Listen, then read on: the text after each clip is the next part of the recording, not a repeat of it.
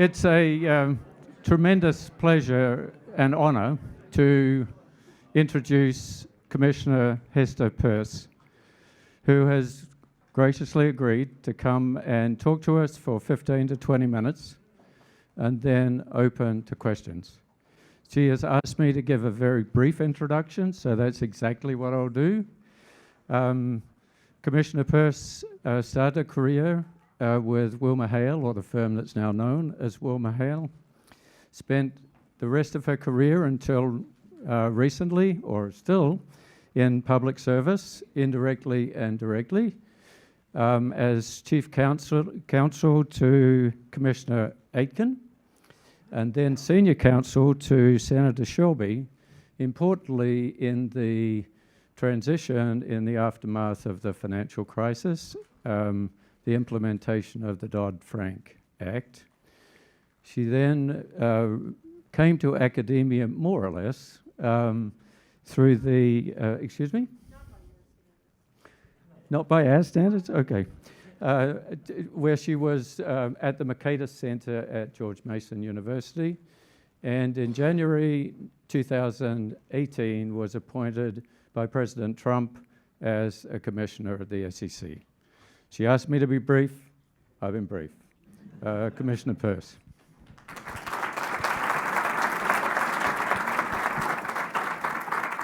Thank you, Peter, and thank you for the chance to be here today. I thought you guys might all be out on the golf course, so I'm delighted that instead you wanted to be here to hear about hot topics at the SEC. I think the population of people who likes that subject is pretty small, but I guess there's some of you in the room today. Given that we share a common interest in these issues, I do, as Peter said, I want to keep this mostly interactive, so I'm just going to start with a few observations about what's been happening recently at the SEC, and then we can talk about whatever it is that you are interested in hearing about. I should start by telling you that the views that I represent are my own and not necessarily those of the Commission or my fellow commissioners. So I frequently talk about my home state of Ohio, which I'm still a big fan of, and in the ensuing conversations, people often say to me, "Oh, that's the state where all the potatoes are from, right?" And I say, "No, that would be Idaho, and it's 1,600 miles away from Ohio, which is the heart of it all." And recently, though, I've rethought how I would answer that question if someone confused Idaho and Ohio, because Idaho just had a really unusual thing happen. And that is that all of their rules, their entire rule book, expired, or will expire at the beginning of July. But the legislature, their laws sunset every year, and the legislature typically just re-ups them. But this year they didn't, and so they all just expire. Now, there's a temporary workaround, so what will happen is that most of them actually will get re-upped. But it is an opportunity for the state to kind of rethink, are there some that just shouldn't be reauthorized? Are there some that should just be allowed to fall by the wayside? And so it's a really nice opportunity for them to think about whether their rules are working the way they should. And so that got me kind of thinking about rulemaking at the SEC. I mean, I can't really imagine a scenario in which our rules would expire every year. I think there'd be a lot of pushback against that. But we are 85 years old as an agency. We're turning 85 this year. And so that's young by Idaho standards, but it's still old. And that means that we've got lots of regulatory accretion. And with that accretion comes complexity. And so there is something healthy, I think, about going back and rethinking what's on the books. Simplicity, though, is elusive. To quote Marquis de Lafayette, who apparently he might have slept here or at the neighboring manor or estate or whatever, but somewhere near here, according to the website for this resort. He said, "Laws must be clear, precise, and uniform." And we do strive for clarity, precision, and uniformity, but I commonly hear from registered entities and other entities that we regulate that it's really difficult to divine what our rules require. And the prospect of facing an enforcement action based on a rule that you didn't even know existed is really scary for a lot of compliance officers, lawyers, and accountants. And because our law is highly complex, our rules are interacting with one another in all kinds of ways, and the markets that we regulate are also really intricate. The problem is really a pretty big problem. And to make matters worse, it's not enough just, say someone did figure out, oh yeah, now I finally understand the rules, the statutes and the rules, but that's not enough, because you also have to understand the stuff that comes around that. So that's the guidance and the interpretation that the staff is giving on a constant basis. And so that makes the job even more difficult for someone trying to comply with our rules. So then I thought, well, maybe we don't have a simple set of rules. That's definitely true. But maybe the lack of simplicity means that we have a more flexible set of rules. Because when you have complicated rules, maybe that means you can address nuances that you wouldn't be able to address if you had simple rules. But I think we don't have very flexible rules either. But I do think there's some hope that even though we're not going to jettison all our rules or rethink all of our rules in the way that Idaho is doing right now, I think there's some hope to build in flexibility, because I think we're more attuned to the fact that a lot of people we regulate, a lot of companies we regulate, are really looking for and need that flexibility. In recent rulemakings, for example, we have explicitly committed to collecting data, so that once the rule is implemented, we'll collect data, we'll see how it's working, and then we're pledging to then make adjustments if necessary. And I think that's a really important step for us to take. We can also do a better job of encouraging our enforcement and exam staff to let other people at the commission, the rule writers and us at the commission level, know if they see an area where there needs to be simplification or modernization of rules. Too often at the SEC, we just reward enforcement and exam staff based solely on how many enforcement cases do you generate. And so when I ask enforcement and exam staff, well, what rules do you think need to be updated? The response I get is, they're just surprised I'm even asking that question. They generally have ideas, but that's just not what they're spending most of their time thinking about. So for example, we bring lots of microcap fraud cases. And when you talk to the enforcement staff, they'll tell you, I really wish that we could update the transfer agent rules. So now that's something that's actually on the agenda. And then in the area of advisors, there's a lot of pressure or a lot of need to update, for example, the advertising and custody rules. We also need to be thinking about, as we write rules, can we insert flexibility into the rules? We need to avoid baking in particular technology into rules. So there's a real trend now to try to get everything in inline XBRL, all of our rule filings. And a lot of that is driven by our desire as an agency to collect data that we can then, in a form that we can easily process it. And while I'm sympathetic to that, I'm also sympathetic to the fact that it's costly, especially for smaller entities. And also, we're embracing one particular technology which may become out of date. So is there a way that we can get what we need, get what investors need, but also not mandate one particular technology? Another area that I think we need to do more work on is we've been a very paper-based agency. We mandate that investment advisors, for example, communicate with their customers, or at least offer them the option of paper. And so I'd like to be a little more flexible there and say, if your customer base is millennials and they don't want to get paper, then you don't have to have that as a default option. You can let customers self-select the firm they want based on what that firm will provide them. We also recently got a small business advocate. So this is a position that Congress told us we had to hire someone whose job was to advocate within the commission for small business capital formation, something that really had been missing, a voice that had really been missing at the SEC. Too often, small companies are just not our focus when we're writing rules. We're thinking about the largest companies. And so Congress reacted and said, okay, you should have someone there who can raise those issues and has a high profile. So we hired Martha Miller, who's already hit the ground running and set up a small business advisory committee. And so I think that will be a very valuable voice for us and will help us to figure out ways we can tailor our rules. Last week, we took one step in this direction. We issued a rule proposal related to Section 404B under Sarbanes-Oxley, which requires companies to get external audits of their internal controls. That rule has been, or that requirement has been very contentious, as probably many of you know, since it first appeared post Enron WorldCom. But what we did this past week is we proposed to allow small, low-revenue companies to make it optional.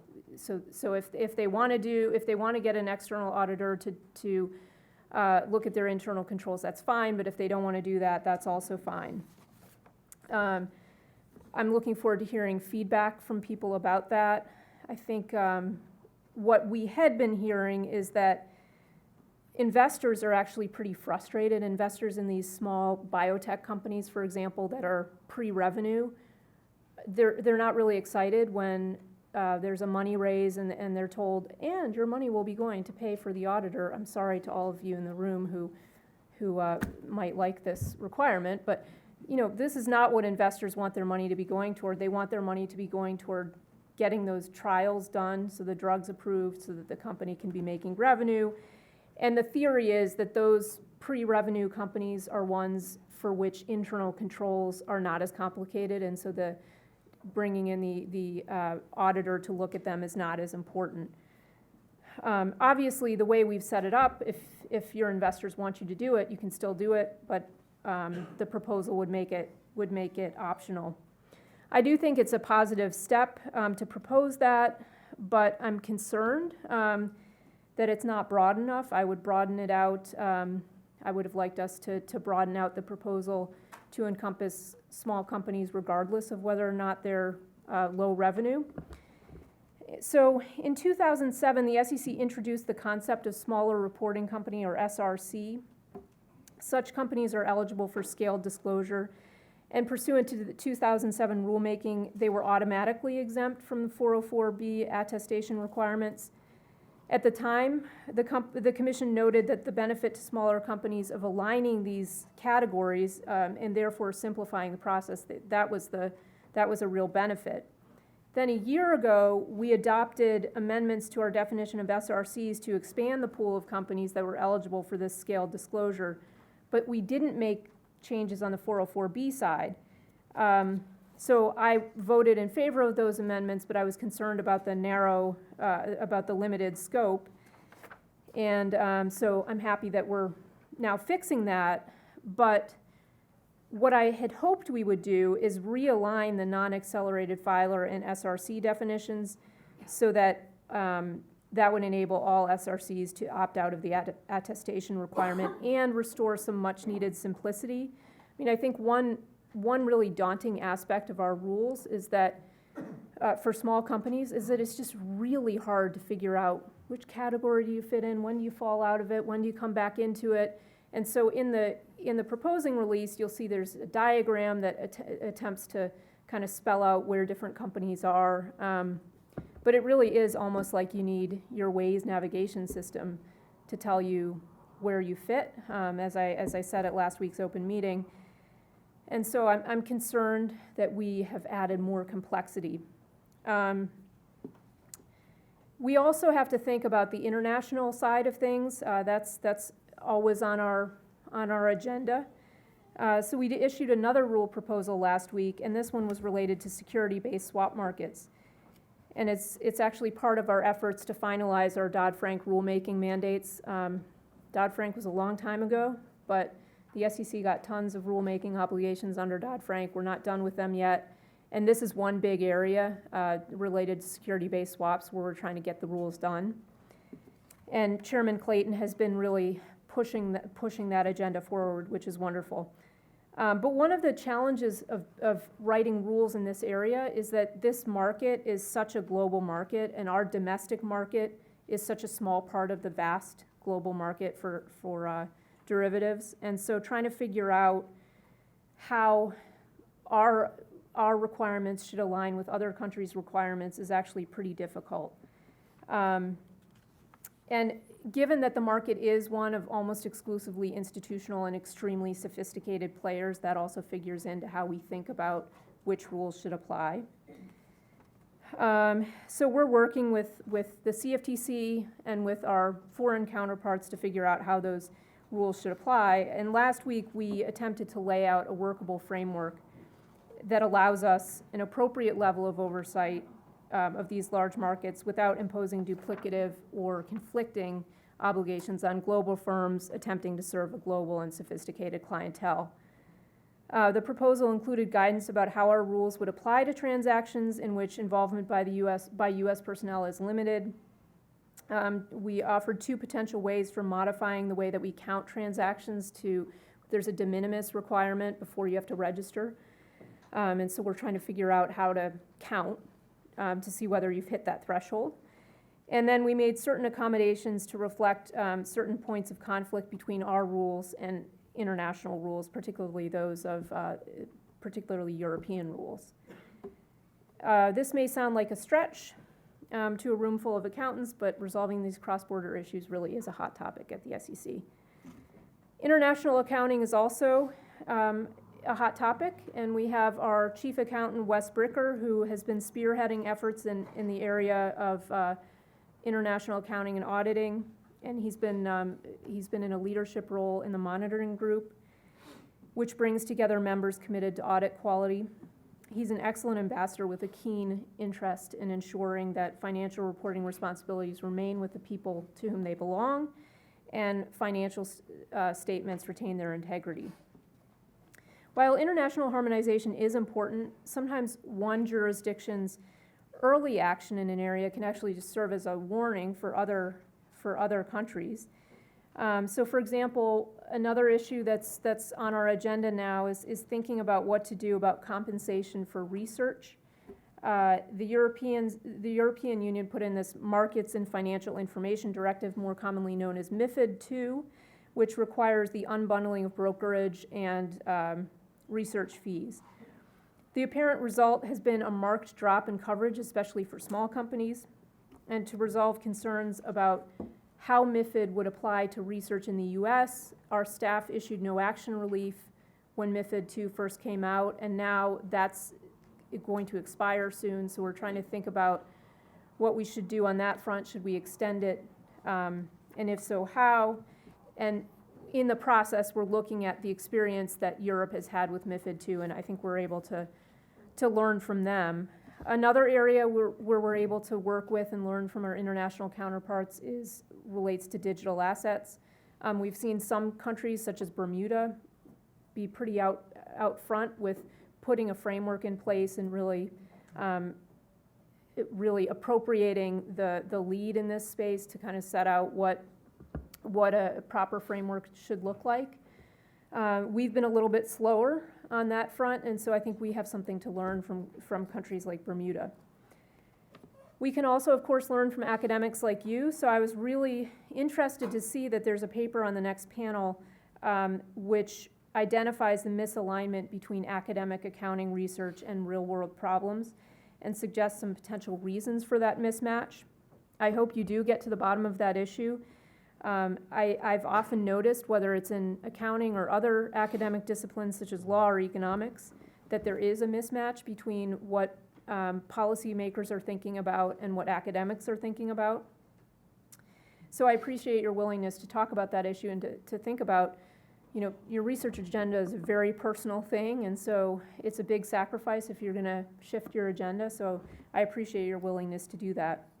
I'm pleased that we recently brought on a new chief economist who actually was a former professor of accounting and finance, and also was the deputy dean at MIT Sloan, S.P. Kothari, and he brings with him to the commission a real understanding of the need to provide research that's relevant to real-world problems. It's been a real pleasure to work with him so far. Tomorrow you're going to hear from my colleague, Commissioner Jackson, who I can assure you is a very entertaining speaker, so you should look forward to that. But he'll talk to you about academic research at the SEC, so I will leave that to him. But just want to thank you for your attention, and would love to hear what issues are on top of your minds and what you want to talk about. So thanks very much.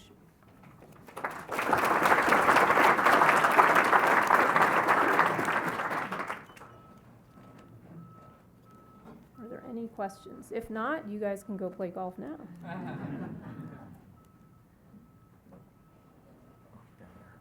And I think a microphone is finding its way to.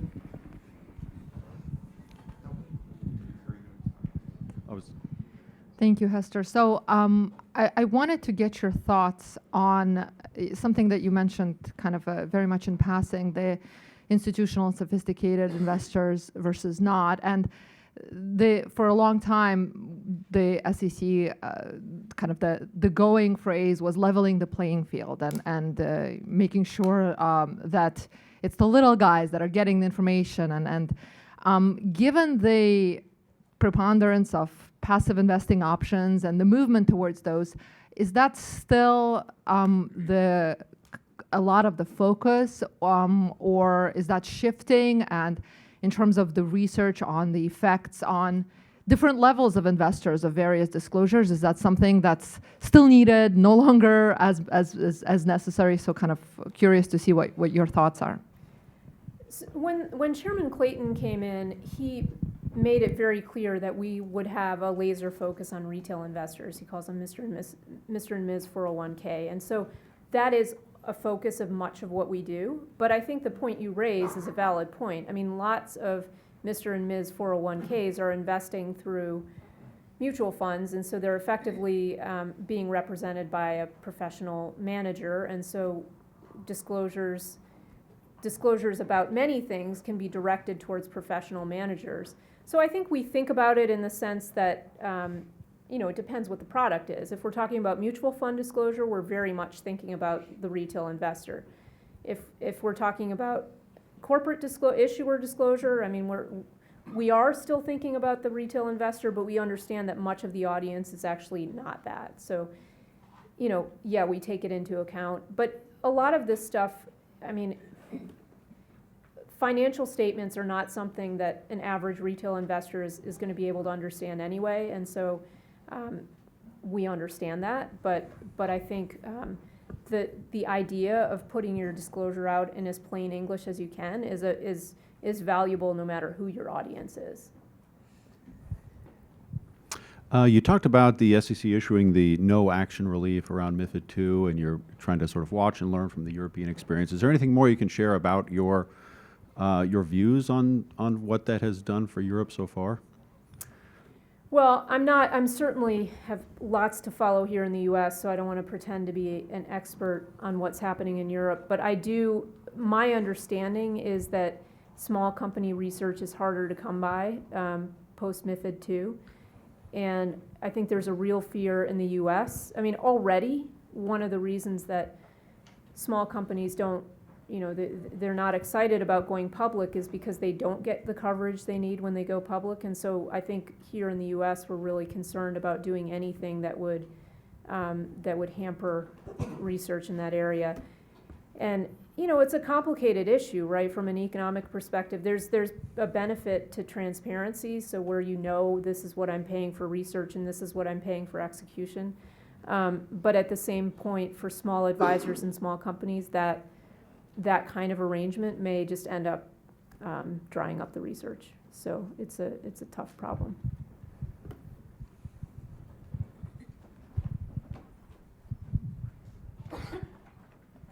Who's next? Okay, I have the mic, so I'll just Okay, go. do it. You mentioned that you enjoyed or appreciated the benefits of inline XBRL, but you're also concerned about mandating specific technology perhaps because it takes away some of that flexibility. On some hand, though, you need some kind of standardization or consistency across companies in order to get some of the benefits. So would you, are you envisioning some private agency like the FASB that would help to set those standardizations? Or how can you see a path toward mandating improvements technologically without tying yourself to a specific kind? I mean, that is difficult, and I think investor demand can be a really powerful standardization force, because if you're producing your documents in something that people can't read, it's not really very useful. So, but yeah, I mean, you could envision a private entity. The problem with private standard setters in this area is that I found they typically come to the SEC and ask us to mandate whatever it is they want us to mandate. So I always feel very conflicted in this area.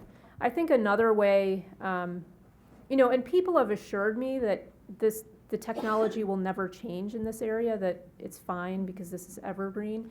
And maybe that's true, but I think in other areas too, in the past, we've been told this is the top of the cream of the cream technology, so don't worry, it'll always be great. And then it turns out that 5 years later, it's completely obsolete everywhere except at the SEC. So I don't have a great solution, and the question you raise is one that I think about a lot, but I haven't yet come to a real answer. So my inclination has been to be very careful, especially when we're talking about small registrants, about imposing that obligation, and then, encouraging people to tell me if they know of a solution that can allow us to sort of set a pretty broad frame within which people could settle on technology, and maybe that technology would be inline XBRL now, but having it done privately allows for the flexibility of change in a way that putting it in an SEC rule doesn't, because it's really hard for us to change our rules. Turning to the internal control audit threshold that's being proposed for the 100 million revenue or less, the big, I think, argument for that is to try to protect smaller companies, but companies with public float of 75 million or less are always permanently exempt from 404B audits. And about a year and a half ago, I think the SEC was considering raising that threshold from 75 million public float to 250 million public float. I'm wondering why that wasn't considered, and instead, why are you focusing on the 100 million revenue or less threshold? Because there could be quite a few biotech companies that have very large market capitalizations that would now be exempt from this. And is it about protecting smaller companies, or is it going to disproportionately impact the biotech industry? Well, I think one of the things that was going into the proposal, and again, it is a proposal, so would love to hear whatever feedback people have. But one of the things going into it was the understanding that it was particularly these, and it does tend to be biotech focused, because these tend to be these non-revenue companies that are non-revenue for quite a while, or low revenue. But I think the thinking was just that their internal controls are a lot less complicated, and so maybe it makes sense in this space. Maybe this is a space where investors really, this isn't how they want to spend their money. That said, I would, if I were, if I had my king for a day, queen for a day hat on, I would say make it optional for everyone if investors want it. For companies of any size, of any revenue level, if investors want it, I'm sure they'll get it. If they don't, then don't. Just check a box on the front to say we're doing it or we're not doing it, and let the market decide. But I'm not running the show, so. And probably the audit firms would take me out if I put that in place. So I would really only be queen for a day. So I have two questions. First, a few years ago, there was some tension between the PCAOB and the chief accountant of SEC. Would you comment on the relationship between the PCAOB and the SEC, how the SEC exercise oversight rights over the PCAOB? The second question... Wait a minute, you think there was conflict between us? A few years ago, there's a journal article from Bloomberg about... Was it fake news? I don't think so. A second question is that in UK there is a proposal about isolate the auditor from their auditing service from the consulting service. So what do you think about, do you have any view about right now the big four firm or promoted themselves as consulting companies? Some of the firm actually, their non-auditing service exceed the auditing service. Is there, in your view, is there any problem for their provided their auditing service? So as to your first question, the PCAOB has undergone a complete, it has a completely new board, which actually came in right before I started, they were all appointed right before I started at the SEC. But it's been a very productive working relationship that we've had with them in the last year and a half. And I think that there's a lot of introspection there at PCAOB about, now they've been around for quite some time, and are they achieving the objectives that they were put in place to achieve? Are there better ways that they can go about fulfilling their mission? It's not an easy mission, and it's very difficult for them to stay in their lane too, because they're only looking at audit firms, but often those issues bleed into what's going on at the issuer, and so it's not easy for them to do what they're trying to do. But I really think they're trying to make some fundamental changes, which I think will be positive. And I know that Wes Bricker has a great relationship with the board over there, and so I've been really pleased since coming back and seeing that. I was at the SEC during the early days, and it was starting up a new agency is not easy, and so there were rough patches, but I think I'm pretty optimistic about where the direction it's going. We are watching what's going on in the UK, and I think they're talk about introspection. They're undergoing a process where they're looking at everything, and so we're paying attention to it. And I think these are questions that are sort of the perennial questions, because these firms, they need to make money, but they don't make their money. They make most of the money on their consulting services, and so it's certainly something that we're thinking of, and we're thinking about. Independence issues are always relevant too, but I don't know. From my perspective, I haven't seen evidence yet of a problem that requires a massive change in the way things are organized now. But again, I'm open to hearing if you think I'm wrong about that.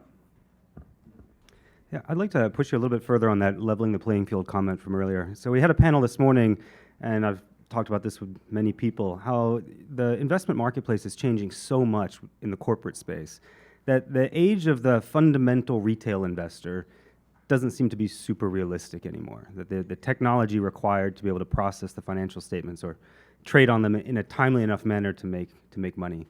But until very recently, the retail investor is explicitly in the cost-benefit analysis of recent corporate disclosure rules, saying we're doing this in part to help retail investors make better use of financial statements.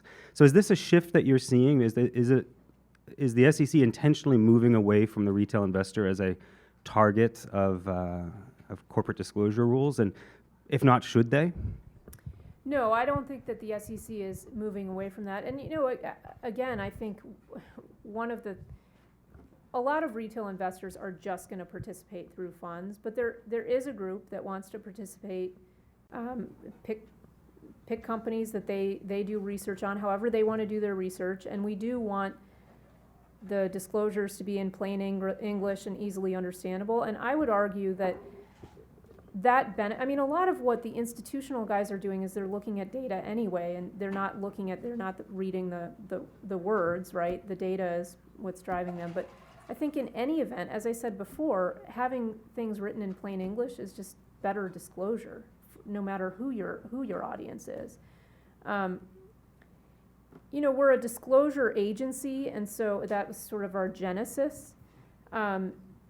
Maybe someone would conclude, all right, well, now the SEC isn't even necessary anymore because the institutional investors can just decide what they want and work with the issuers, and they can come up with disclosures that work for them. But that isn't what society has decided. So we have an SEC, and I think part of the reason we have an SEC is to represent retail investors, and so that is something that we're going to continue to be keeping in mind, and I will continue to keep it in mind. Even though I also think other investors are investors that we should keep in mind. So I think it's possible for us to pay attention to different investor constituencies. How much discretion, if any, does the SEC have in terms of what it wants to work on? And how much of it is due to various constituencies, including the federal government? And in particular, with this new administration, have things changed along these dimensions? The SEC's discretion varies over time, I would say, because so post-financial crisis, when you got Dodd-Frank, and then you got another piece of major legislation, the Jobs Act, a lot of what the SEC was doing was implementing mandates from those two statutes.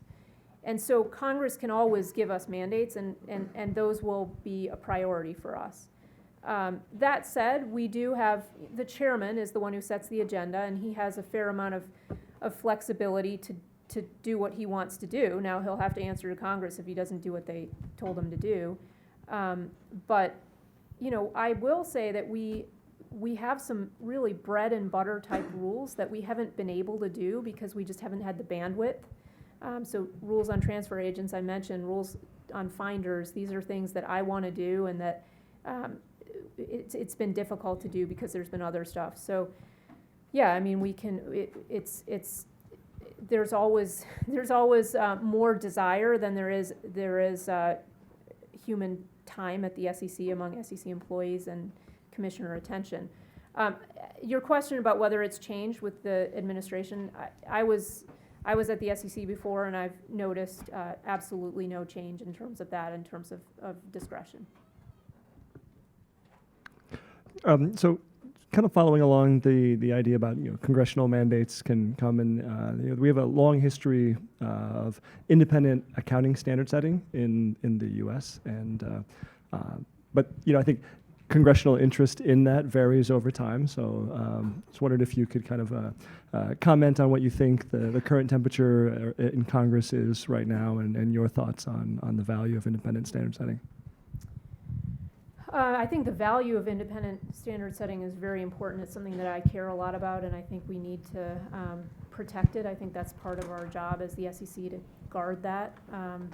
I don't want our accounting standards to be politicized. So I would say, I mean, you know, what the temperature in Congress is usually depends on how worked up people are about a particular accounting standard. And so CECL has drawn some attention, and I would say that would be the one around which there's probably the most interest, but I haven't seen a lot of activity on the Hill related to accounting standards recently.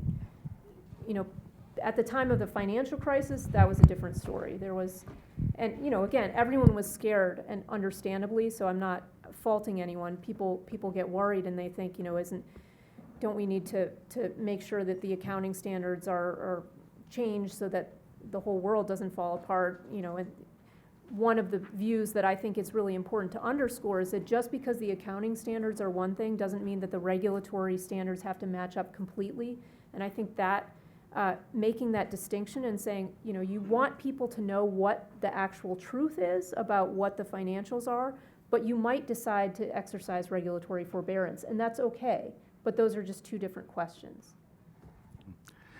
So when I saw your name on the program, I thought, boy, maybe she's related to the famous American philosopher Charles Peirce. And I did a little research, and I didn't find anything on that. But I did find... I actually am related, but it's a very distant relation, and none of that... he was a very intelligent man. None of the intelligence passed down to me, but he was also apparently quite unpleasant. I think that's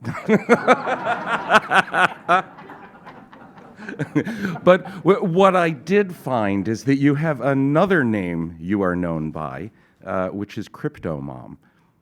And can you share your thoughts on Bitcoin specifically and the ETF? I don't know, like maybe you can't talk about it right now because there's a decision, as I understand, about to be made. But can you talk a little bit about Bitcoin and more generally about those types of technologies and Yeah, sure. So I was talking to someone earlier today, and he was asking me, what's one of the biggest surprises that you've had, in your time at the SEC? And I said, well, I really didn't think I'd be spending that much time talking about cryptocurrency, digital assets, blockchain. But it's an interesting issue area for me because it's sort of a good test case for how we handle innovation. And I think historically the SEC has not been very good, as most other government regulators aren't very good at handling innovation. And so, this space is especially difficult because we're seeing people who are not coming in the suits that we're used to seeing. I had a guy come in from the crypto space, and he was wearing his best Metallica t-shirt, and he had his tattoos, like, down both arms. And that's fine. Like, for me, I don't care what people come wearing. That doesn't matter to me at all. But it does, I think that is a little jarring for people who have been used to being in that Washington environment for a long time. And so now that we're seeing quite a bit of institutional interest in the space, maybe that changes things a little bit, but there's still quite a bit of discomfort about what is going on in that space. Is it all fraud? Is it all manipulation? So about a year ago, I wrote a dissent when we didn't approve an ETF. It was actually not an ETF. It was an exchange-traded product that I thought they had met the statutory requirements to begin trading. My colleagues didn't agree, and that's where I got that moniker, Crypto Mom.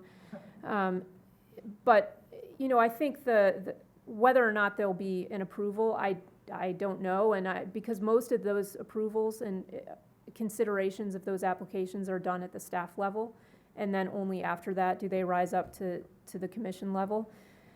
And where this space will go and where the value will be, I don't know, because I'm not a technologist, and as I said, I didn't get that intelligence from my forebear to really understand all of the technology behind it. But I do think that there will be some value out of it, and I want to make sure that we don't squelch that whole space and move it all abroad. Bitcoin has been around now for 10 years, more than 10 years, and I suspect it's not going to go away. I could be wrong, but there are a lot of people, a lot of really smart people who have committed a lot of time and energy to that space, and having whether it's Bitcoin or another cryptocurrency, I'm not going to weigh in on whether maybe, Bitcoin has its limitations. But I think having a money of the internet is a really powerful concept. And so I think we'll see something happen in that space. I think that's a good place to end the discussion. Thank you very much, Thank you all Commissioner so Pierce. much.